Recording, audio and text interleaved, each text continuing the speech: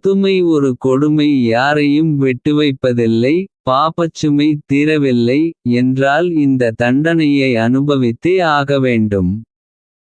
70 75 வயதை எட்டி விட்டால் முதுமை ஆரம்பமாகிறது. மனித ஜன்மங்கள் இதை பெருமளவில் அனுபவிக்க நேரிடுகிறது.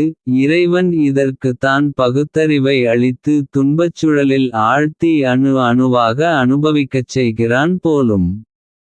விலங்குகள் இதை வெளிப்படுத்த முடியாது.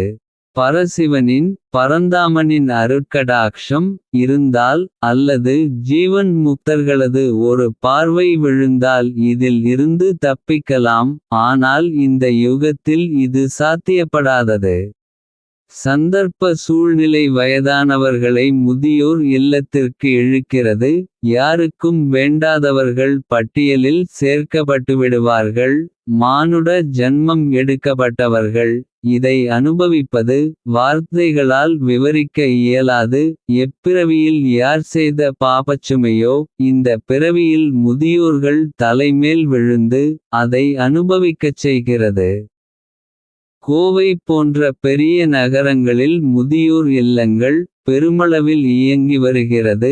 அனைத்து வசதிகளும் உள்ள சொகுசு வாழ்வு இருந்தாலும் குடும்ப உறவினர்களை பிரிந்தால் ஜீவிதம் தனிமைப்பட்டது என்ற உணர்வு நிச்சயம் ஏற்படும்.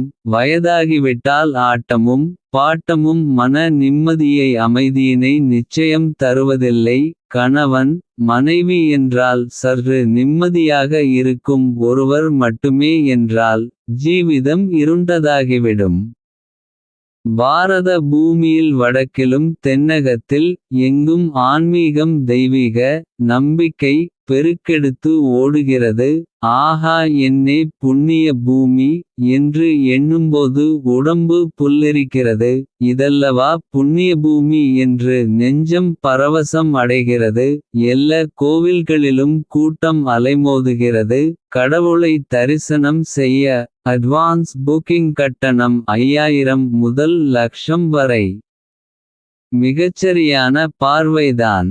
ஆனால் ஒரே ஒரு வேறுபாடு, ஊர் முழுவதும் கோவில் குளங்கள் ஜீவ சமாதிகள் இறைவனுக்கு சந்நிதிகள் நிரம்பி காணப்படும் அதே இடங்களில் முதியோர் இல்லங்கள் எண்ணிக்கை அதிகரித்து கொண்டே காணப்படுகிறதே. முதியவர்கள் வீட்டில் இருப்பதை விட இந்த முதியோர் இல்லங்களில் இருந்தால் அவர்கள் மகிழ்ச்சியோடு இருப்பார்களே என்ற நம்பிக்கையோ அல்லது இயலாமையோ என்று எதை எப்படி வேண்டுமானாலும் எடுத்துக்கொள்ளலாம். முதியோர் இல்லங்கள் பெருகிட இதுவே முக்கிய காரணம். பெரிய நகரங்கள் இதற்கு மிகவும் பிரசித்தமானது. அதிநவீன அமைப்புகளுடன் கூடிய முதியோர் இல்லங்கள். கட்டணம் பல லட்சங்கள். மகிழ்ச்சியான விஷயம்தான், மறுக்க முடியாது. ஆனால் பெரும்பாலும் இந்த முதியோர் இல்லங்கள் அறக்கட்டளை என்ற பெயரில் இயங்குகிறது. தொண்டு நிறுவனம் என்றும் விளம்பரம் செய்யப்படும். ட்ரஸ்டீஸ் 3 அல்லது 4 என இருப்பார்கள். இதனால் டாக்ஸ் விலக்கு கிடைக்கப்பெறுகிறது.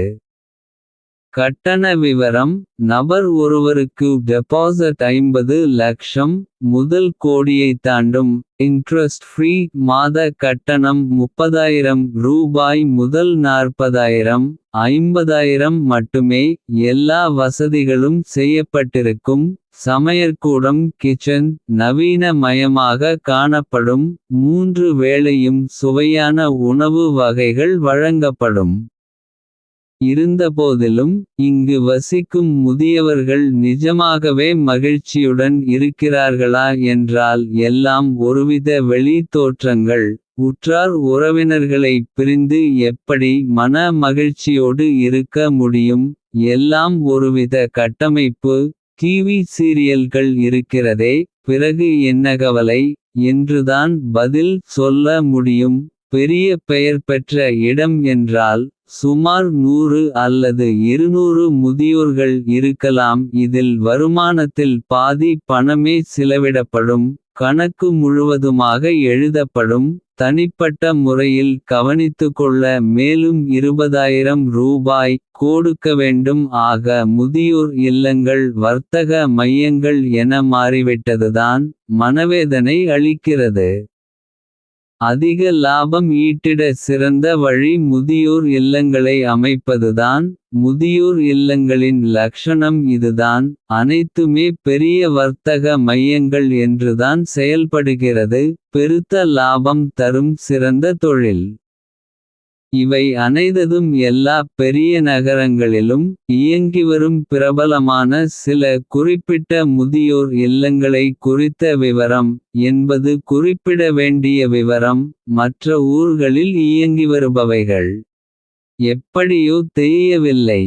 சிறிய இடங்கள் என்றால் நிலைமையே வேறுவிதம். யாராவது பெரிய மனிதர்கள் விஜயம் செய்கிறார் என்றாலும் உடனே அவர்கள் மெச்சிட வேண்டும் என்று சில மாற்றங்கள் செய்து விடுவார்கள். அவர்களும் வீடியோஸ் எடுத்து சமூக வலைதளங்களில் பதிவு செய்துவிடுவார்கள். என்ன செய்வது, இதுவும் ஒருவித விளம்பரம். ஐயோ, இதென்ன கொடுமை. இவ்வளவு பெரும் தொகையினை வாங்கிக் கொண்டு நடத்துபவர் அல்லவா சுகபோகங்களை விரிவுபடுத்திக் கொண்டே போகிறார். ட்ரஸ்டீஸ் மெம்பர்ஸ் பெரும்பாலும் குடும்ப உறுப்பினர்களே நியமனம் செய்யப்படுவார்கள். பத்திரிகைகள், இதர வலைதளங்கள், டிவி, ஃபேஸ்புக், யூடியூப் போன்றவற்றின் மூலம் விளம்பரங்கள் நல்ல விமரிசனங்கள் என வந்துகொண்டேயிருக்கும். இதில் 90 விழுக்காடு வெளிநாட்டில் வசிக்கும் பிள்ளைகளின் பெற்றோர்கள்தான். சாதாரண மனிதனால் பெரும் தொகையை எப்படி கொடுக்க முடியும். வேறு சாதாரண இல்லங்களில் முதியோர்கள் படும் வேதனையை விவரிக்க முடியாது. நரக வேதனையை அனுபவிக்க நரகலோகம் செல்லவேண்டிய அவசியம் இருக்காது. இதற்காகவே வாழ்நாட்களை இறைவன் நீட்டிக் கொண்டே போகிறானா. இறைவன் அளிக்கும் மிக இக்கொடுமையான தண்டனை. இதைவிட வேறு ஏதும் இருக்க வாய்ப்பு இல்லை. கருணைக்கடல் என்று போற்றப்படும் தெய்வம் முதியோர் விஷயத்தில் கல் நெஞ்சம் படைத்தவன் என்றே காணப்படுவதுதான் விந்தையிலும் விந்தை. முற்றிலும் இலவசம் என்று யூடியூபில் சில பதிவினை பார்த்தேன். மதுரை நகரிலோ சேலம் அருகிலோ நடத்துகிறார் என்று தெரிகிறது. முழு விவரம் தெரியவில்லை. முதியோர் இல்லங்களில் நிம்மதியாக மகிழ்ச்சியாக வாழ்நாளை கழிக்கிறார்களா என்றால் நிச்சயம் இல்லை என்றுதான் சொல்ல முடியும். ஒருவித பய உணர்வு, நெஞ்சை அடைக்கும் துக்கம், மன உளைச்சல், ஏக்கம். இதுதான் முதியோர்களது ஜீவிதம். வெளி நபர்களை பார்த்தால் கண்களை கசக்குவார்கள்.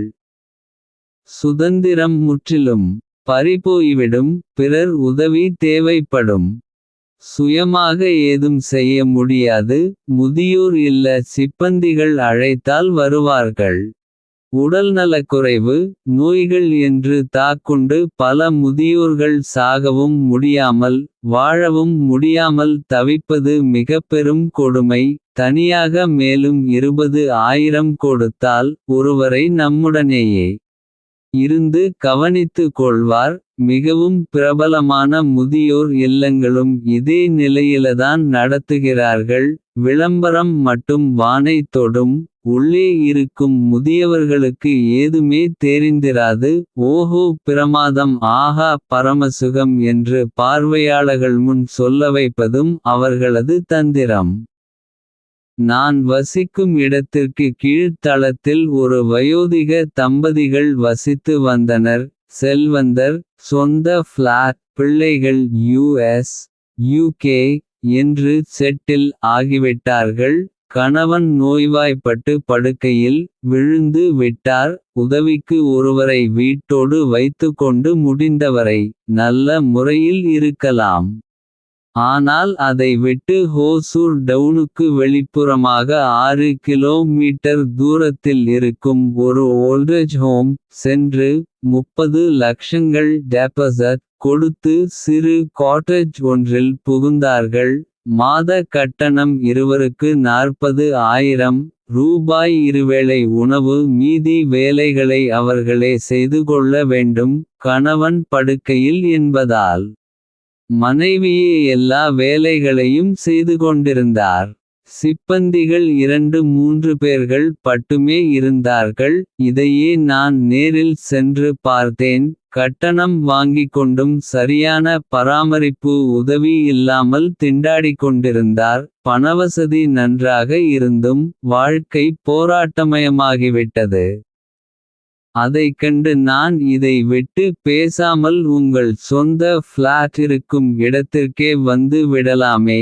உதவியாளர் ஓரிருவரை வைத்துக் கொள்ளுங்கள். சற்றே மனநிம்மதி கிடைக்கும் என ஆலோசனை கூறினேன். முதியோர் ஹெல்ப்லைன் மூலம் பணியாட்களை நியமனம் செய்து கொள்ளலாம். அவர்களே அனுப்புவார்கள். பயம் இல்லாமல் இருக்கலாம். பணவசதி வேண்டிய அளவிற்கு மேல் இருக்கிறது. இருந்தும் அனுபவம் இல்லை. மேற்படி முதியோர் இல்லத்தை விட்டு விலகும் போது 30 லட்சத்தில் 10 விழுக்காடு போக மீதி 27 லட்சங்கள் திருப்பிதரப்பட்டது. இதென்ன அநியாயம். ஆண்டவா, இதுதான் மனிதாபிமானம் என்பதா? I am doing this humanitarian service என்று விடுதியின் உரிமையாளர் தட்டிக் கொண்டார். இதற்கு பெயர் தான் humanitarian service. நன்றாக இருக்கிறது. ஏமாற்று வித்தை, பகற்கொள்ளை. எல்லா முதியோர் இல்லங்களை இக்குறித்து சொல்லவில்லை. நேரில் பார்த்த சிலவற்றினை குறித்து சொல்கிறேன், அவ்வளவுதான். நல்ல முறையில் செயல்படும் பல இல்லங்களை பாராட்ட வேண்டும். பணம் குறிப்பிட்டபடி வந்து கொண்டிருக்க வேண்டும் என்பது முக்கியம். முற்றிலும் இலவசம் என்றால் நிச்சயம் வரவேற்கப்பட வேண்டும். பெங்களூர் நகரில் பல இடங்களில் சிறு சிறு வீடுகளைப் போன்ற இடங்களில் முதியோர் கேர் சென்டர்கள் காணப்படுகிறது. 10 அல்லது 15 முதியோர்கள் பராமரிப்பு. வெளியில் சொல்ல மனம் இடம் அளிக்கவில்லை. முடியவில்லை. மனம் தடுக்கிறது. டெபாசிட் 10 லட்சம். மாதம் 8000 ரூபாய் கட்டணம். அனைவரையும் கவனித்துக் கொள்ள ஓரிரு அட்டெண்டர் மட்டும். மற்றும் தமிழகத்தின் ஹோசூர் நகரங்களில் இயங்கும் சில சரியான சாலைகள் இல்லாத ஊருக்கு ஒதுக்குப்புறம் தனிமையான இடம். இப்படி இருக்கும் சிலவற்றின் நேரிடை அனுபவம் குறித்த விளக்கம் மேலே சொல்லப்பட்டவை. முதியோர்களே முடிந்தவரை முதியோர் இல்லங்களை தவிர்ப்பது நல்லது. அனைத்தும் பெரும் வர்த்தக மையங்கள் ஆகிவிட்டது. இருக்கும் இடத்தில் எல்லோருடனும் கலந்து இருப்பது கொஞ்சமாவது மன அமைதியைத் தரலாம் என்பதே இவன் சொல்ல விரும்புவது. சிறு சிறு இடையூறுகள் வந்தாலும் பொறுமையுடன் இருங்கள். குருவருளை தேடுங்கள். வாழ்நாட்களை பக்தி சிந்தனையில் ஒருமுகமாக கழியுங்கள். இல்லையேல் விருப்பம்போல் கைபேசியில் பாகவதமோ மகான்களின் வரலாற்று சரித்திரம் ஏராளமாக கிடைத்துகிறது. அதில் விரும்புவதை எதையாவது படித்து நெஞ்சம் மகிழலாம். இறைவன் அழைப்பு வரும்வரை காத்திருந்தே ஆக வேண்டும். அதையே நினைக்காமல் மனதை வேறு வழியில் திருப்புங்கள். குருபகவானின் திருவடிகளை பற்றிக்கொண்டு இனியும் பிறவா வரம் வேண்டுங்கள். அது ஒன்றுதான் சுவர்க்கிய சாயுக்ன பதவியினை அளிக்கவல்லது. பாபம் புண்ணியம் எது எஞ்சி பாக்கி இருந்தாலும் மறுபிறவி நிச்சயம். வசுதேவ சுதம் தேவம் கம்ச சானூரமர்த்தனம் தேவகி பரமானந்தம் கிருஷ்ணம் வந்தே ஜகத்குரும். நன்றி வணக்கம். வாழிய நலம். லைக் ஷேர் ஹைப் தந்து ஆதரவு அளிக்கும்படி வேண்டுகிறேன்.